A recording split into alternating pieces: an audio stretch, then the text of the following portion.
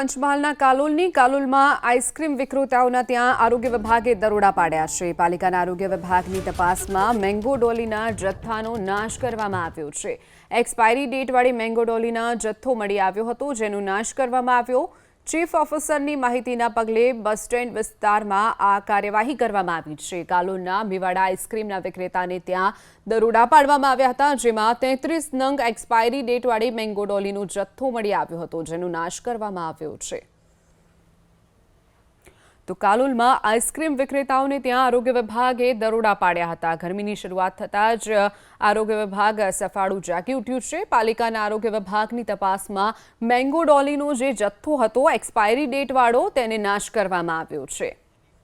વધુ વિગતો સાથે સંવાદદાતા હનીફ આપણી સાથે ફોનલાઈન પર છે। હનીફ, કાલોલમાં આઈસ્ક્રીમ વિક્રેતાઓના ત્યાં આરોગ્ય વિભાગના દરોડા સામે આવ્યા છે, શું વિગતો? કાલોલ એસટી બસ સ્ટેશન પાસે આવેલ મેવાડ આઈસ્ક્રીમ માંથી ગ્રાહકે કેન્ડી ખરીદી હતી, જે કેન્ડી એક્સપાયર ડેટની હોવાની સામે આવ્યું હતું। ત્યારબાદ જે ગ્રાહક દ્વારા કાલોલ નગરપાલિકા ચીફ ઓફિસરને જાણ કરવામાં આવી હતી, જે બાદ નગરપાલિકાની ટીમ જે છે આઈસ્ક્રીમ વિક્રેતાને ત્યાં પહોંચી હતી ને ત્યાં તપાસ કરતા વધુ 33 જેટલી જે કેન્ડી આઈસ્ક્રીમ છે તે એક્સપાયર ડેટની મળી આવી હતી। હાલ કાલોલ નગરપાલિકાની જે આરોગ્ય વિભાગની ટીમ છે તેમના દ્વારા આ 33 જેટલી જે કેન્ડી છે તે કબજે લેવામાં આવી છે અને વધુ કાર્યવાહી માટે જે ગોધરા ફૂડ એન્ડ ડ્રગ વિભાગને જાણ કરવામાં આવી છે અને આગળની કાર્યવાહી જે છે ગોધરા ફૂડ એન્ડ ડ્રગ વિભાગ દ્વારા કરવામાં આવશે। જી ચોક્કસથી હનીફ, માહિતી બદલ આભાર।